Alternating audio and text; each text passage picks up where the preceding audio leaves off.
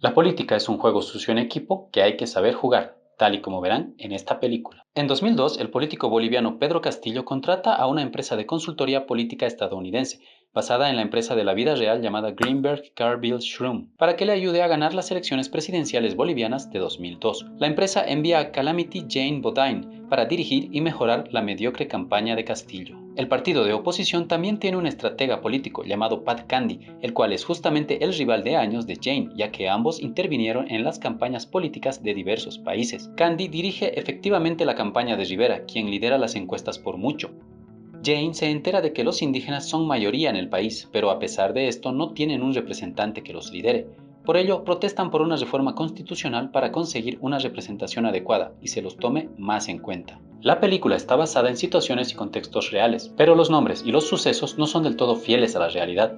Castillo representa a Gonzalo Sánchez de Lozada, quien fue presidente de Bolivia de 1993 a 1997 y quien volvió a postularse el año 2002 para otro mandato. Por otro lado, Rivera representa a Evo Morales, un político indígena quien en la vida real perdería las elecciones con Sánchez de Lozada el 2002, pero las ganaría el 2006, siendo el primer presidente indígena de Bolivia. Candy, Jane y los asesores estadounidenses en general desconocen los idiomas originarios y la cultura boliviana y no terminan de entender cómo sus estrategias tradicionales podrían funcionar. Por ello, son persuadidos por Jane para seguir una estrategia de campaña de desprestigio de los otros candidatos, para compensar las carencias del suyo. Sin embargo, Castillo se niega a dar permiso al equipo para hacer esta campaña. Jane se ve obligada a atacar secretamente a su propio candidato con un panfleto en el que se lo acusa de una antigua aventura carnal. Se culpa a la oposición por este hecho y Jane consigue finalmente que Castillo acepte una campaña sucia de desprestigio. Eduardo, un joven voluntario que asiste en la campaña de Castillo, le tiene mucho aprecio, lo admira y respeta,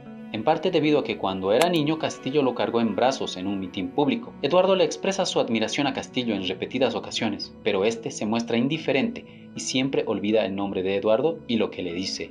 Una película que habla de política puede llegar a ser densa y aburrida. Sin embargo, un aspecto positivo de esta obra es que utiliza el sentido del humor como elemento narrativo. Los personajes satíricos distensionan las situaciones complicadas que podrían existir. En los meses siguientes, debido a la falta de carisma de Castillo y a su agresividad, que hace que caiga mal a la gente, el equipo pone en práctica una segunda estrategia de declaración de crisis. Planean atemorizar a la población con el objetivo de convencerla de que vote por el antipático, pero firme, con carácter y ya experto expresidente Castillo, en lugar de a los candidatos más jóvenes de la oposición. El equipo de Jane en su campaña sucia incluso recurre a publicar fotos del candidato Rivera, líder en las encuestas, con el criminal de guerra nazi Klaus Barbie. Un día, mientras se transportan por temas de campaña, el autobús de Castillo es detenido por un grupo de manifestantes que no quieren al Fondo Monetario Internacional en Bolivia. Castillo desciende del bus y los calma, prometiéndoles que no invitará al FMI sin un referéndum público. La gente se calma y el bus puede seguir su rumbo. Un día, al terminar el trabajo, Jane se ofrece para llevar a Eduardo a su casa. En ella conoce a sus hermanos, quienes a diferencia de Eduardo desconfían de Castillo y nunca lo apoyarían. Esa noche todos pasan una noche de diversión con alcohol y descontroles que terminan con Jane arrestada. Luego de ser liberada, la campaña del equipo continúa, tomando medidas que perjudiquen a los candidatos líderes y favorezcan a Castillo. Si bien esta obra podría haberse enfocado más en la situación crítica que atravesaba Bolivia en ese momento, es adecuado que no lo haya hecho, ya que para eso existe el documental homónimo del año 2005. Los ojos adecuados con los que hay que ver esta película es enfocándose en los estrategas en lugar de en lo sucedido con los políticos. La película explora el mundo oculto que existe en las campañas políticas, donde se realizan cosas ilegales, poco morales y se utilizan a las personas y todo tipo de recursos con el único objetivo de ganar. La confrontación de egos, la búsqueda del bienestar propio, la ambición al dinero o la fama es muchas veces el motor que motiva a los políticos a ganar. Eventualmente llega el debate final de candidatos. Jane se topa con Candy, quien le habla despectivamente y se burla de ella. Jane le responde con una cita que dice lo siguiente: puede ser posible mantener el poder con las armas, pero es mucho mejor ganarse el corazón de una nación. Jane indica que la frase la dijo un gran hombre. Candy utilizará esta cita en el discurso final de su candidato. Desgraciadamente la cita es en realidad de Joseph Goebbels, el ministro de propaganda de Adolf Hitler. Por ello Rivera quedará perjudicado ya que se lo asociará aún más al partido nazi.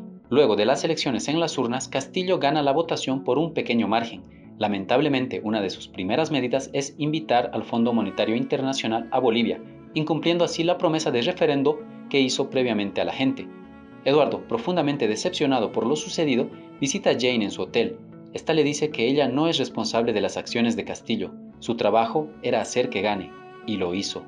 Eduardo, desilusionado, decide unirse a sus hermanos en una manifestación de personas que reclaman sobre la decisión de Castillo y exigen un cambio. Pronto llega la policía y la manifestación se convierte rápidamente en un caos con enfrentamientos, gasificaciones y heridos. Con intención de huir de los problemas, Jane y su equipo se unen a Candy de camino al aeropuerto. Todos ellos, excepto Jane, ya han aceptado trabajos como asesores políticos en otros países. En el automóvil, Jane se queda pensativa y cuando se da cuenta de que ha llevado a un mentiroso a la presidencia, hace parar el coche para unirse a las manifestaciones, reuniéndose con Eduardo.